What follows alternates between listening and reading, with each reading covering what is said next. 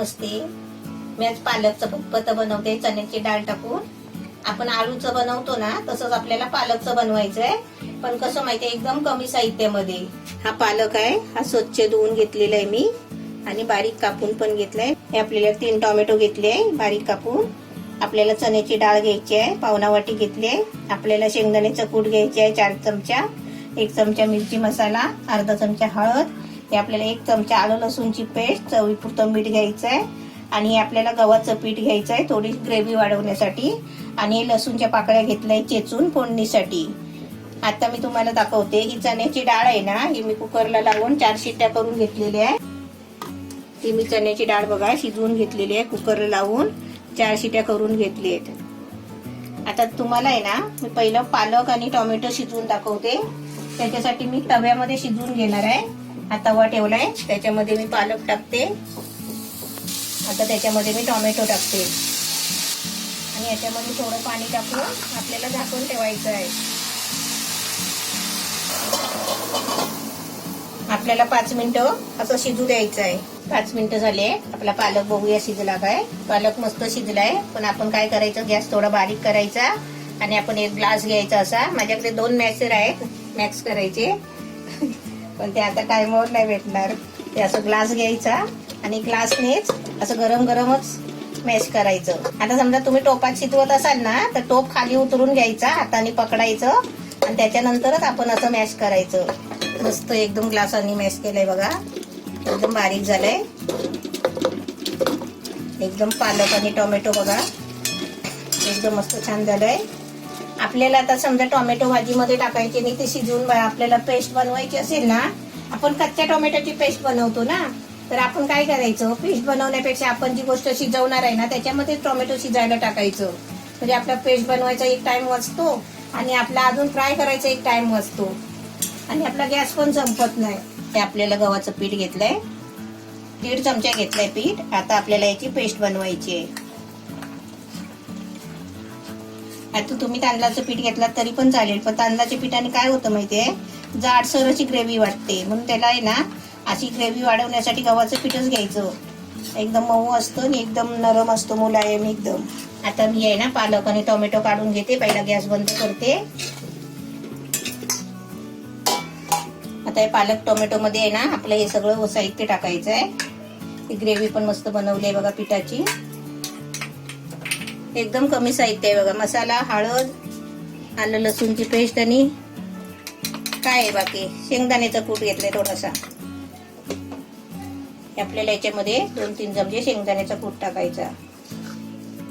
3 चमचे घेतले. आता ही आपली चण्याची डाळ आहे पहिली शिजवून घेतली आहे आणि ती थंड झालेली आहे. ते जरा हाताने अशी थोडी मॅश करायची, जास्त बारीक नाही करायची. अशी 2-3 मुठी आहे ना थोडीशी मॅश करून घ्यायची, कारण त्याचे अख्खे दाणे पण दिसायला पाहिजे. हे आपल्या याच्यामध्ये सर्व साहित्य मिक्स केलंय. फक्त आपल्याला मीठ टाकायचं आहे आणि आपल्याला गव्हाची पिठाची ग्रेव्ही लावायची आहे. पण पहिला आहे ना मी याला फोडणी देते.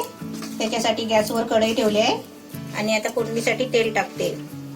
लसूण चिचून घेतले आहे, लसूण सालीसकट घेतली आहे, कारण आपण अलिबागला माहिती आहे ना लसूणची साल काढत नाही आणि बारीक बारीक पाकळे होते ना लसूणचे, म्हणून मी चेचून घेतले. आता हे तेलामध्ये टाकते. लसूण चांगली लाल झाली ना मग आपल्याला तडका द्यायचा आहे. आपली लसूण बघा लाल व्हायला आली आहे. आता मी गॅस थोडा बारीक करते आणि आपल्याला फोडणी द्यायची आहे बघा.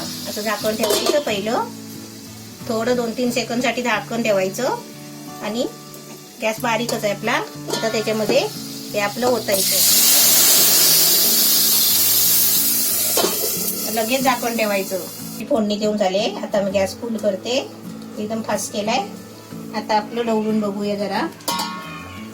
चांगली उकळी पण येते. आता मी ढवळून घेतलंय, तर परत आहे ना 2 मिनिटासाठी झाकण ठेवते. मी झाकण खोलते. एकदम मस्त छान उकळी आली आहे बघा. गॅस थोडा बारीक करते. आता याला ग्रेव्ही का लावायची असते, ही आता आहे ना सुकी भाजी सारखं होणार आणि हा गाळ आहे ना खाली बसणार, असा खाली बसतो. मग आपल्याला गरगरीतपणा नाही येणार, कारण ते आलूचं पतपत आणि आपल्या पालकचं पतपत करते ना, ते कसं माहितीये असं गरगरीत पाहिजे असतो. त्याच्यासाठी आपल्याला थोडंसं पीठ लावायचं आहे. आता मी ही पिठाची ग्रेव्ही ओतते. आणि त्याच्यामध्ये हे आपलं पाणी. आता आपलं पीठ लावून झालंय. पीठ टाकून आता बघा एकदम सरसरीत झालंय. आता याच्यामध्ये मीठ टाकते. आपलं मीठ आहे ना चवीप्रमाणे टाकायचं.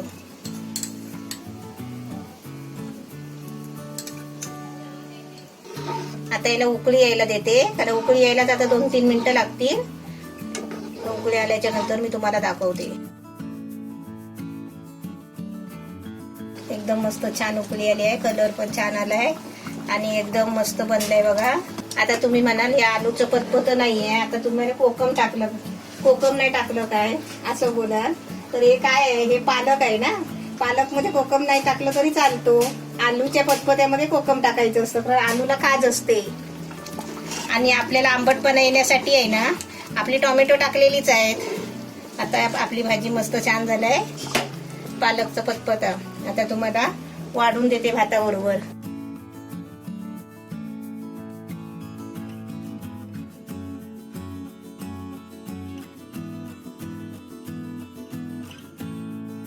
तुम्ही बघू शकता इकडे आपली रेसिपी एकदम रेडी आहे. आता मी तुम्हाला टेस्ट करून दाखवतो की कशी झाली आहे.